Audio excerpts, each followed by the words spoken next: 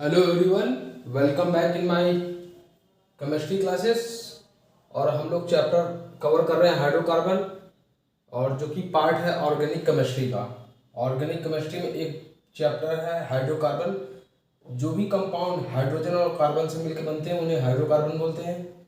इस चीज़ को हम लोग जानते हैं। और इसमें हम लोग हाइड्रोकार्बन के बारे में हम लोग जानते हैं कि बेसिकली हाइड्रोकार्बन दो तरीके के थे, सैचुरेटेड और अनसैचुरेटेड। इससे पहले वाले वीडियो में हम लोगों ने general method of preparation of alkene को हम लोग पढ़ रहे हैं, जो कि पार्ट है सैचुरेटेड हाइड्रोकार्बन का।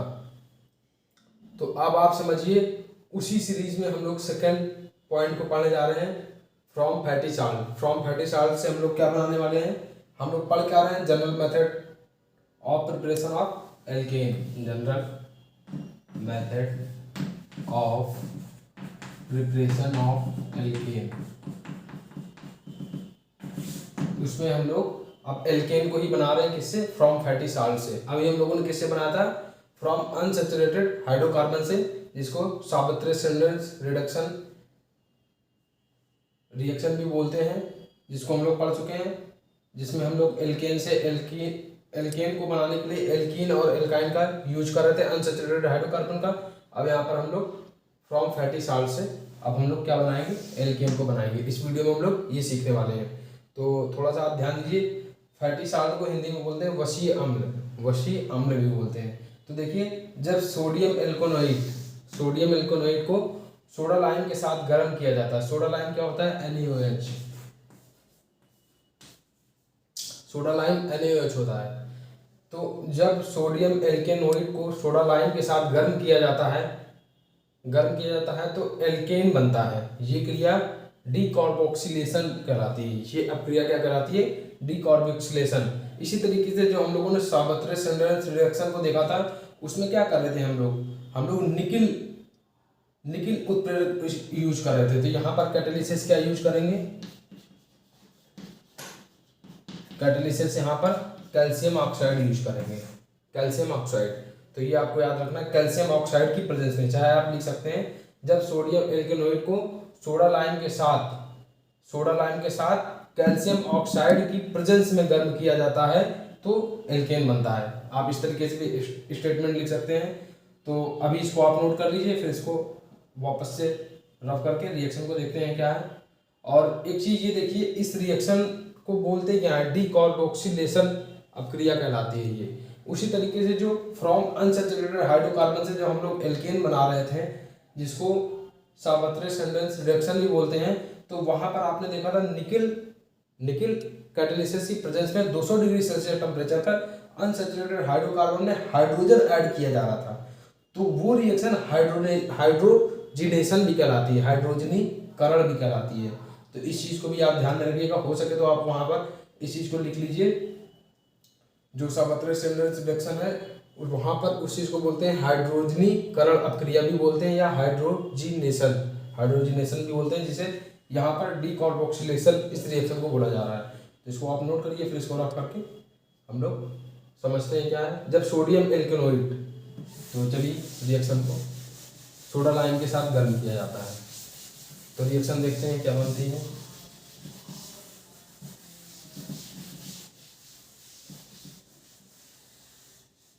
तो आप समझिए, जब सोडियम एल्केनोइड को सोडा लाइम के साथ गर्म किया जाता है, सोडियम एल्केनोइड RCOONA, ये इसका जनरल फार्मूला होता है, को सोडा लाइम के साथ गर्म किया जाता है। NaOH के साथ गर्म किया जाता है, सोडा लाइम के साथ गर्म किया जाता है। किसकी प्रेजेंस में? कैल्शियम ऑक्साइड की प्रेजेंस में गर्म किया जाता है। गर्म करेगा, ये है सिंबल।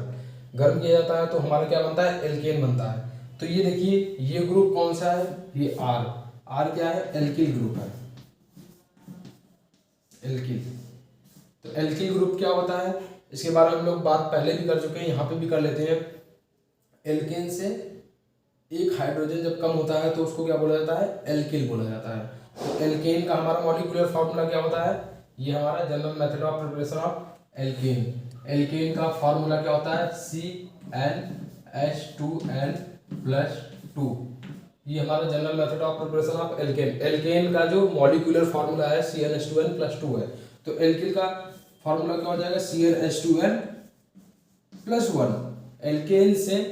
एल्केन से एक हाइड्रोजन आप कम कर दोगे तो वो जो ग्रुप कहलाएगा वो एल्किल कहलाएगा। उसका रिप्रेजेंटेशन क्या होता है, R से उसको रिप्रेजेंट करते हैं। अगर इसी जगह पे सबसे छोटा एल्केन क्या होता है, मेथेन, तो मेथेन से एक हाइड्रोजन अगर कम कर दिया तो CH3, ये क्या कहलाएगा, मेथिल। उसी तरीके से एथेन का फॉर्मूला क्या होता है, C2H6, तो C2H5, एक हाइड्रोजन कम कर दिया तो ये क्या कहलाएगा, एथिल। मेथेन से बना मेथिल और एथेन से बना एथिल। प्रोपेन से बना प्रोपिल, ब्यूटेन से बना ब्यूटिल, हेक्सेन से बना हेक्सिल, हेप्टेन से बना हेप्टिल। तो इसी तरीके से कितना भी बड़ा एल्किल ग्रुप बनाया जा सकता है। तो कहीं पे R लिखा जा रहा है तो उसमें से मेथिल भी हो सकता है, एथिल भी हो सकता है, प्रोपिल, ब्यूटिल, हेक्सिल, हेप्टिल, कोई भी एल्किल ग्रुप हो सकता है। तो ये चीज़ यहाँ पर बता रहा है। तो मेरे हिसाब से आपको ये बात समझ में आ रही है। तो देखिए इसको जनरल नाम क्या दे दिया गया, सोडियम एल्केनोइड। इस कंपाउंड का नाम क्या दे दिया गया, RC होने का, सोडियम एल्केनोइड। अब यहाँ पर R की जगह पर अगर मेथिल यूज किया जाएगा तो इसका नाम हो जाएगा सोडियम मेथेनोइड।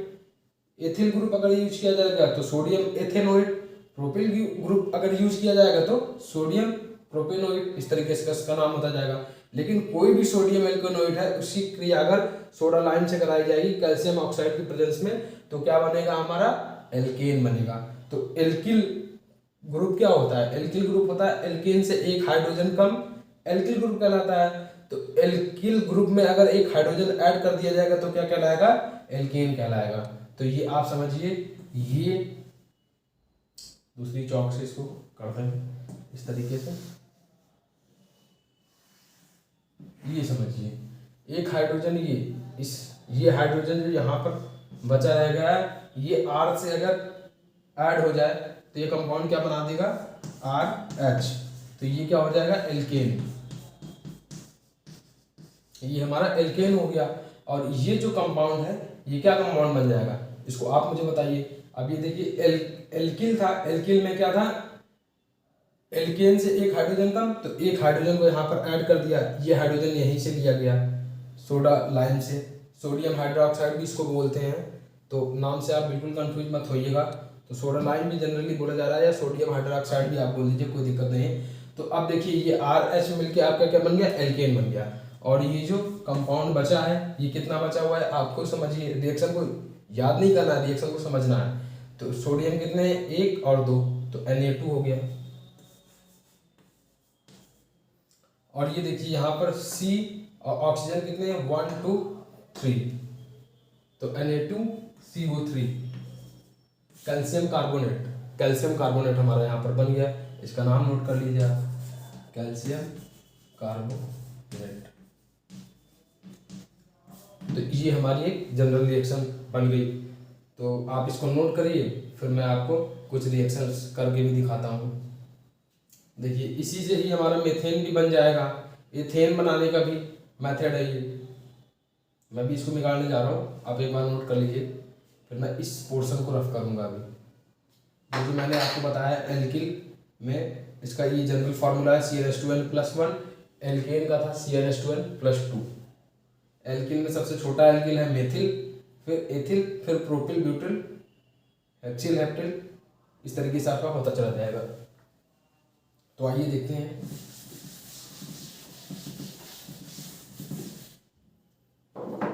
अब यहाँ पर आप देखिए, यहाँ पर हम लोग मेथिल ग्रुप अगर लेते हैं CH3COONA की रिएक्शन अगर NaOH से कराया हमने कैल्शियम ऑक्साइड की प्रेजेंस में, गर्म किया गया, तो ये हमारा CH3 सिंगल बॉन्ड H, तो ये हमारा बन गया CH4 मेथेन। और कंपाउंड हमारा क्या बचा यहाँ पर, Na2CO3, इसका नाम होता है मेथेन। तो देखिए कितना भी बड़ा एल्केन आप यहाँ से बना सकते हो, C2H5COON एरिया। अच्छा इसका नाम क्या हो जाएगा, मेथिल एल्केनोइड। ये ग्रुप मेथिल है तो मेथिल एल्केनोइड, ये ग्रुप एथिल है तो एथिल एल्केनोइड। और पहले आपको सोडियम लगा देना है, सोडियम एल्केनोइड इसका नाम है ना, क्योंकि तो sodium methanoate, sodium ethanoate, sodium propanoate, sodium butanoate, इस तरीके से नाम इसका बढ़ता जाएगा। जैसे इसका नाम है सोडियम एथेनोइड, इसका नाम है सोडियम मेथेनोइड। इसकी रिएक्शन NaOH से कराई तो ये देखिए C2H5 में ये हाइड्रोजन जाके ऐड हो जाएगा तो C2H6, ये होता है क्या, एथेन गैस प्लस Na2CO3। ये रिएक्शन हमारी क्या कहलाती है, डिकार्बोक्सिलेशन। डिकार्बोक्सिलेशन ये रिएक्शन हमारी है। तो इस रिएक्शन को आप नोट कर लीजिए। इसी तरीके से आपको बस समझते जाना है। तो इस रिएक्शन को आप नोट करिए और आप कितना भी बड़ा यहाँ पर एल्किल ग्रुप लेकर एल्केन आप बनाइए। ये हमारी रिएक्शन क्या कहलाएगी, फ्रॉम फैटी साल्ट। बस ये हम लोग क्या बना रहे हैं, एल्केन बना रहे हैं। ये हमारे सैचुरेटेड हाइड्रोकार्बन है। तो इसको नोट करिए, फिर हम लोग नेक्स्ट रिएक्शन को समझते हैं।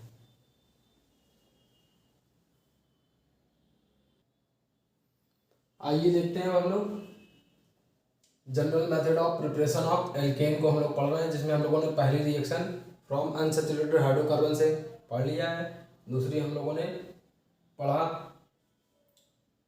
डिकार्बोक्सिलेशन रिडक्शन को। अब हम लोग तीसरी को पढ़ रहे हैं क्लेमेंसन रिडक्शन। क्लेमेंसन रिडक्शन क्या होता है, आइए इसको समझते हैं। तो देखिए, आप इसको चाहे नोट भी कर लीजिए। जब एल्डिहाइड तथा कीटोन, जब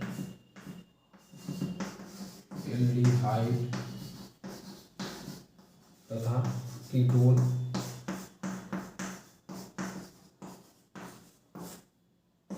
अब एल्डिहाइड तथा कीटोन को एक साथ अगर बोला जाएगा तो कार्बोनिल ग्रुप बोला जाता है। कार्बोनिल ग्रुप, या आप यहाँ पे ये भी बोल सकते हो, जब कार्बोनिल ग्रुप या फिर एल्डिहाइड तथा कीटोन का अपचयन को रिडक्शन बोलते हैं इंग्लिश में, का अपचयन हाइड्रोजन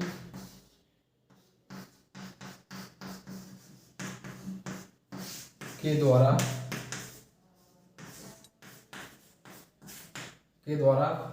जिंक अमलगम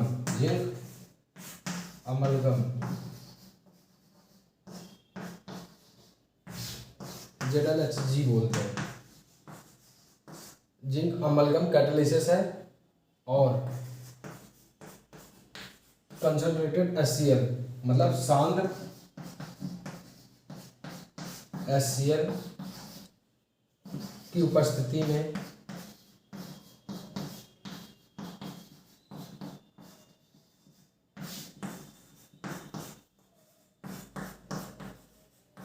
होता है, तो यह अक्रिया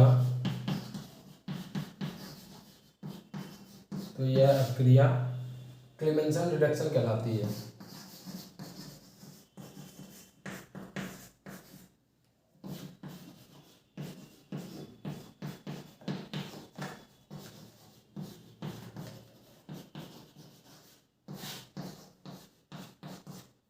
तो आप समझिए, जब एल्डिहाइड तथा कीटोन को, इसको कार्बोनिल ग्रुप भी बोलते हैं, कार्बोनिल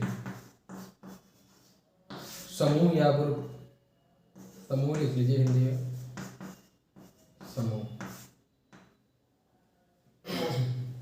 अब देखिए, क्लेमेंसन रिएक्शन क्या है, जब एल्डिहाइड तथा कीटोन का अपचयन हाइड्रोजन के द्वारा जिंक अमलगम तथा सांद्र HCl की उपस्थिति में होता है, तो यह क्रिया क्लेमेंसन रिडक्शन कहलाती है। तो आइए इसको जनरल फॉर्मेट में जब ड्रॉ करते हैं तो समझ में आएगा क्या होता है। अब एल्डिहाइड तथा कीटोन को कार्बोनिल ग्रुप भी बोलते हैं, इसको आप नोट कर लीजिए।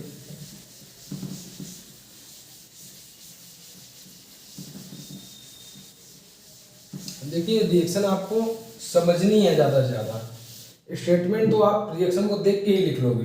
तो देखिए, एल्डिहाइड ग्रुप क्या होता है, RCHO होता है एल्डिहाइड ग्रुप, RCHO ये होता है एल्डिहाइड ग्रुप। लेकिन इसको इस तरीके से नहीं लिखना है, इसको लिखना इस तरीके से है,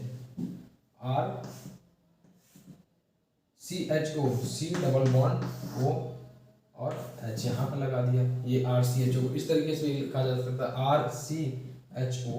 RCHO को इस तरीके से फिगर फॉर्म में लिखना है ताकि आपको समझ में आए।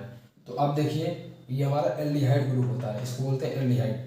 अब इसी तरीके से कीटोन ग्रुप RCOR होता है, तो RC डबल बॉन्ड O और यहाँ पर R, यहाँ पर H है, यहाँ पर R है, तो ये एल्डिहाइड ग्रुप है, ये कीटोन ग्रुप है, और दोनों को एक साथ क्या बोल देंगे, कार्बोनिल ग्रुप।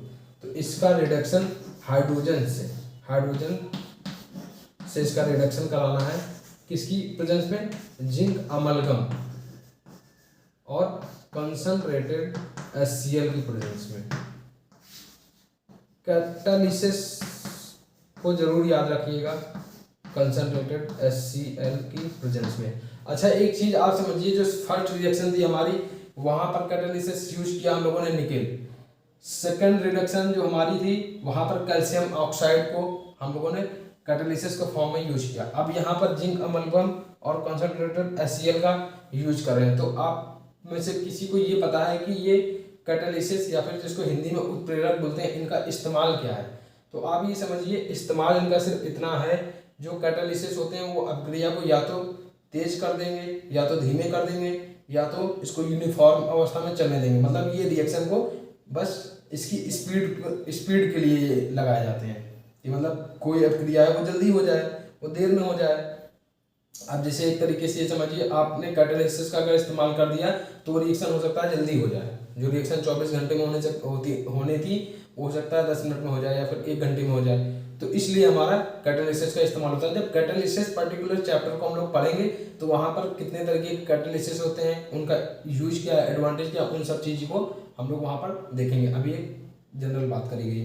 तो अब देखिए, क्लेमेंसन रिडक्शन को हम लोग पढ़ रहे हैं, जहाँ पर एल्डिहाइड और कीटोन ग्रुप का रिडक्शन हम लोग करा रहे हैं, किससे, जिंक अमलगम और कंसंट्रेटेड HCl की प्रेजेंस पे।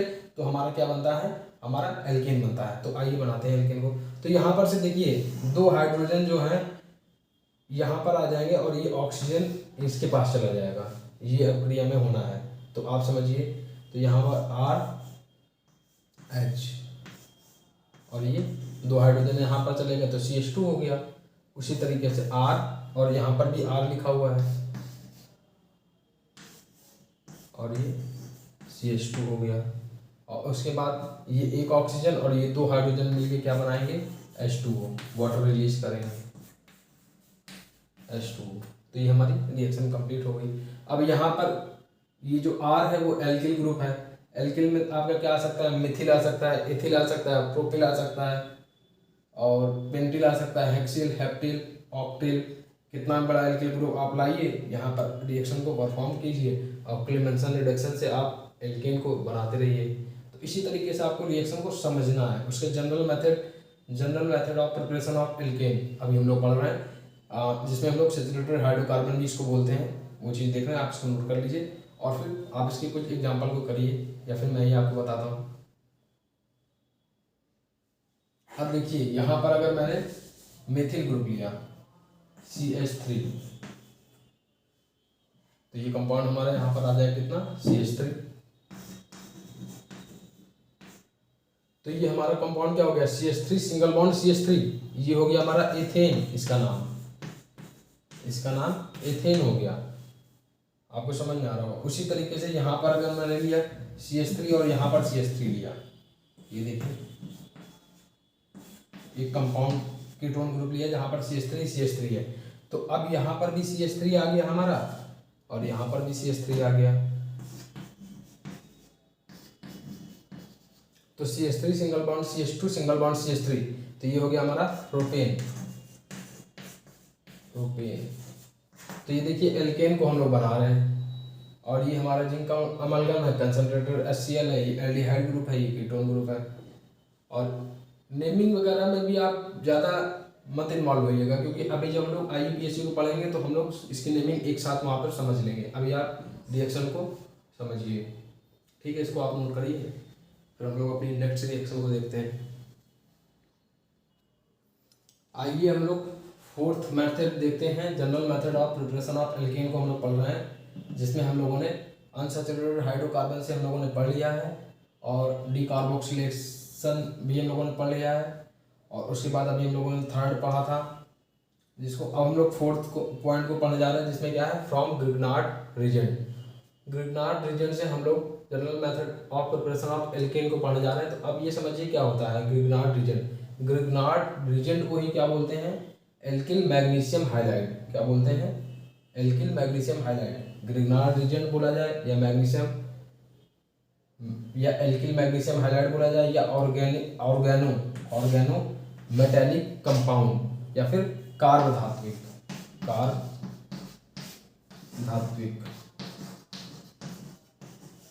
बोला जाए, तो ये सारे नाम एक ही हैं। तो ये नाम क्या है, इसका जनरल फॉर्मूला बनाते हैं। जनरल फॉर्मूला हो गया RMgX। तो देखिए, जब ध्यान से समझिए, फ्रॉम ग्रिग्नार्ड रीजन से हम लोग एल्केन किस तरीके से बना सकते हैं। रिएक्शन आपको इस तरीके से पूछेगा, ग्रिग्नार्ड रीजन रिएक्शन आप क्रिया बताइए क्या है, या फिर एल्किल मैग्नीशियम हाइलाइड रिएक्शन को बताइए, या फिर आर्गोनो मेटालिक कंपाउंड क्या होते हैं, इस तरीके से भी आपको पूछ सकता है। तो अब समझिए पहले RMgX इसका जनरल मेथड हम लोगों ने बना लिया, जनरल फार्मूला सॉरी, जिसको हम लोग पढ़ रहे हैं एल्किल मैग्नीशियम हाइलाइड X हो गया। तो हाइलाइड क्या होता है, हाइलाइड ग्रुप होते हैं हमारे कौन से, हाइड्रोजन ग्रुप, जिसमें क्लोरो फ्लोरो bromo iodine, chlorine fluorine bromine iodine, ये जो है X की जगह पे इसमें से कुछ भी आ सकता है। तो ये आप समझिए। और जो R है हमारा, R है एल्किल ग्रुप। तो एल्किल को हम लोग जानते हैं कि कितना भी बड़ा एल्किल ग्रुप ले सकते हैं, methyl ethyl propyl butyl pentyl hexyl heptyl, कितना भी बड़ा ले सकते हैं। तो अब क्रिया से हमें RMgX की हेल्प से हमें क्या बनाना है, हमें बनाना है एल्केन बनाना है। तो आप ये समझिए RMgX जिसको बोल रहे हैं alkyl magnesium halide, alkyl magnesium halide को ही ग्रिग्नार्ड रीजन भी बोला जाता है और इसको ऑर्गेनो मेटालिक कंपाउंड भी बोला जाता है, जिसको कार्ब धातु बोला जाता है। तो आइए 2 मिनट का समय लेके ये समझ लेते हैं इसको ऑर्गेनिक मेटालिक कंपाउंड क्यों बोला जाता है। तो देखिए, ऑर्गेनो मेटालिक कंपाउंड इसलिए बोला जा रहा है क्योंकि इसमें जो मेटल है हमारा मैग्नीशियम सोडियम मैग्नीशियम, ये हमारी मेटल की कैटेगरी में आते हैं क्योंकि S ब्लॉक के एलिमेंट है और ये हमारे क्षारीय मृदा धातुएं होती हैं। मतलब तो वो जो मैग्नीशियम है हमारा मेटेलिक नेचर को शो कर रहा है, वो मेटल हमारा अगर डायरेक्ट कार्बन से अगर जुड़ा होगा तो वो ऑर्गेनो मेटालिक कंपाउंड ही बनाएगा। इस वजह से आप ये समझिए R जो है डायरेक्ट Mg से जुड़ा हुआ है। अब R की जगह पे CH3 भी हो सकता है और CH3 को आप इस तरीके से भी लिख सकते हो ये। तो आप ये समझिए कार्बन मैग्नीशियम से डायरेक्ट अगर अटैच है तो इस कैटेगरी को ही हम लोग क्या बोलते हैं, ऑर्गेनो मेटालिक कंपाउंड। इस तरीके से ऑर्गेनो मेटालिक कंपाउंड की श्रेणी में ये आता है ग्रिग्नार्ड रीजन। ठीक है, तो आइए हम लोग अपने रिएक्शन को परफॉर्म करते हैं। तो इसको आप नोट कर लीजिए, आप नोट भी कर लीजिए। जब एल्किल मैग्नीशियम हाइलाइड की अभिक्रिया वाटर से होती है तो हमें एल्केन मिलता है, और ये अभिक्रिया ग्रिग्नार्ड रीजन अभिक्रिया कहलाती है। इस तरीके से आप नोट भी कर सकते हैं। तो स्टेटमेंट में ज़्यादा जाने की जरूरत नहीं, क्योंकि अगर आपको एक बार जनरल मेथड राइट लिखना आ गया तो आप स्टेटमेंट लिख लोगे। तो आइए इसको करते हैं।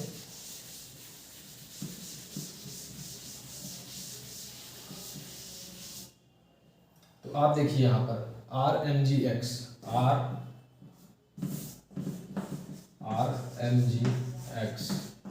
एल्किल मैग्नीशियम हाइलाइड की अभिक्रिया वाटर से करानी है H2O से। तो H2O को H2O ना लिख के हम लोग क्या लिखेंगे, HOH, ताकि समझ में आए हमें। ये लिख दिया हम लोगों ने, कोई दिक्कत नहीं है।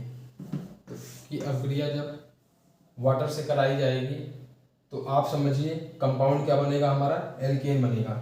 तो ये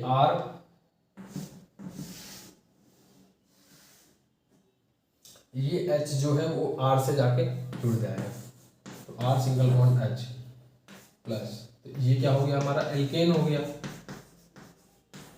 अब ये जो कंपाउंड बनेगा ये देखिए क्या होगा, मैग्नीशियम हाइड्रोक्साइड हाइलाइड, इसका नाम हो गया मैग्नीशियम हाइड्रोक्साइड हाइलाइड। इसको आप नोट कर लीजिए, magnesium hydroxide halide.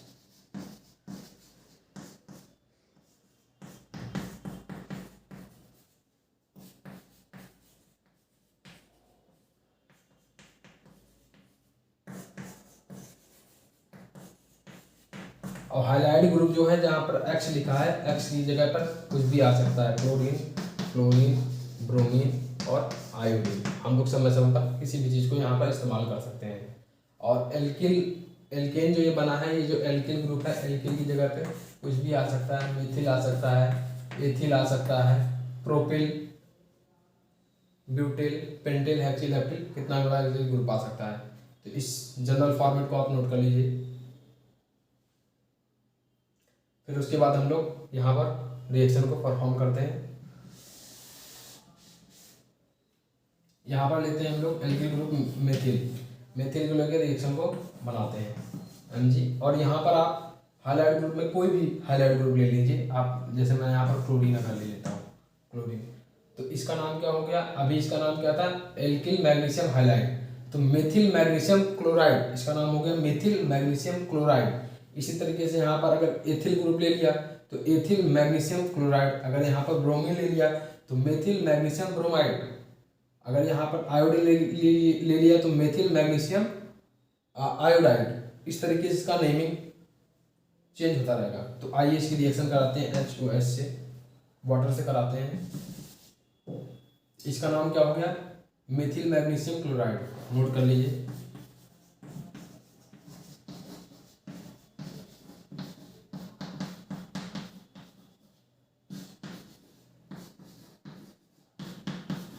Methyl magnesium chloride की रिएक्शन HOS से कराई, तो ये समझिए। अभी इसको मैं जनरल मेथड को रफ करता हूँ।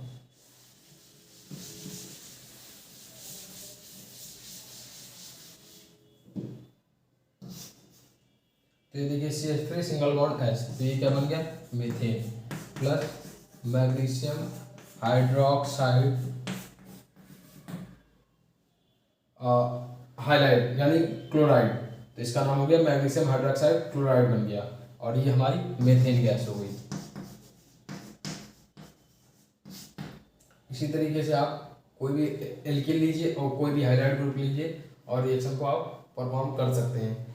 जैसे कि अभी यहाँ पर एक रिएक्शन आप ये करिए, C2H5 Mg प्लस HOS, इस रिएक्शन को आप करिए। और मैं कुछ रिएक्शन आपको यहाँ पर लिख देता हूँ, C3H7 प्लस मैग्नीशियम क्लोराइड की रिएक्शन HOS से कराइए, वाटर से कराइए, ये रिएक्शन को परफॉर्म करिए। ये आपका हो गया। तो यहाँ पर आपका एथेन बना, इस जगह पे आपका एथेन बनेगा, यहाँ पर आपका प्रोपेन बनेगा,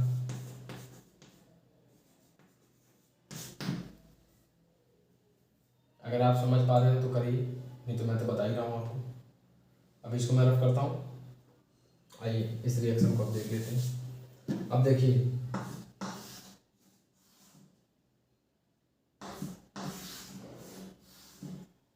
तो C2H5 C2H6 हो गया, ये C3H7 है तो C3H8 हो गया।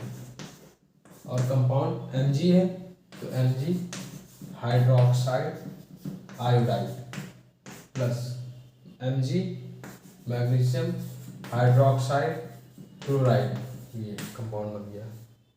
तो आप इसको भी नोट कर लीजिए। ये एथेन गैस हो गई हमारी और ये हमारा प्रोपेन गैस कंपाउंड हो गया। ठीक है, ये हम हाइड्रोकार्बन ही बना रहे हैं। देखिए कार्बन और हाइड्रोजन से मिलकर बनने वाले कंपाउंड हाइड्रोकार्बन कहलाते हैं। ये जो एक चैप्टर है, ये पार्ट है किसका, ऑर्गेनिक केमिस्ट्री का। और ऑर्गेनिक केमिस्ट्री का ही एक चैप्टर जो हाइड्रोकार्बन है। हाइड्रोकार्बन हमारे दो तरीके के थे, सैचुरेटेड, अनसैचुरेटेड। सैचुरेटेड की कैटेगरी में एल्केन आया और अनसैचुरेटेड की कैटेगरी में एल्कीन और एल्काइन आया। तो अभी हम लोग एल्कीन और एल्काइन के बारे में डिस्कशन नहीं कर रहे हैं। अभी हम लोग general method of preparation of alkene को ही पढ़ रहे हैं, जिसमें हम लोगों ने 4 मेथड को देख लिए हैं। और मैं उम्मीद कर रहा हूँ ये चारों मेथड आपको याद हो। आप इसको नोट करिए और फिर हम लोग अपने नेक्स्ट मेथड के साथ अपने नेक्स्ट वीडियो में मिलते हैं, क्योंकि वीडियो की लेंथ काफ़ी बड़ी हो रही है। तो इसको यहीं पर स्टॉप करते हैं। Thank you guys very much for watching this video. Thank you very much. और इसको आप नोट कर लीजिए।